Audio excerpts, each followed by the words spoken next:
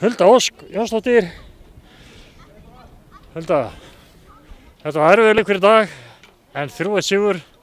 Áttu von á þessum úrslitum?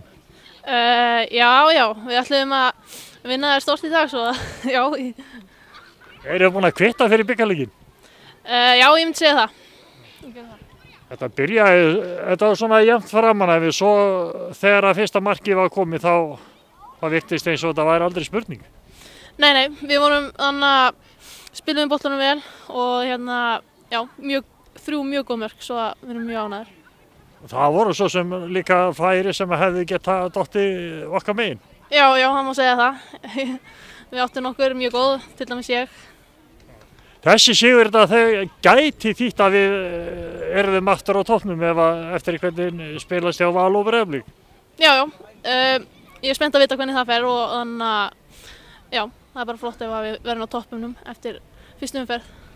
Þetta er magnaður árangur, liðir hefur ekki fengið á sig nema 3 mörk voru nú fyrir umferð búin. Já, við erum með frábæra varnarmenn og við erum með þannig að verjumst mjög vel frá aftasta til fyrsta manni, svo já, þetta er bara mjög flott.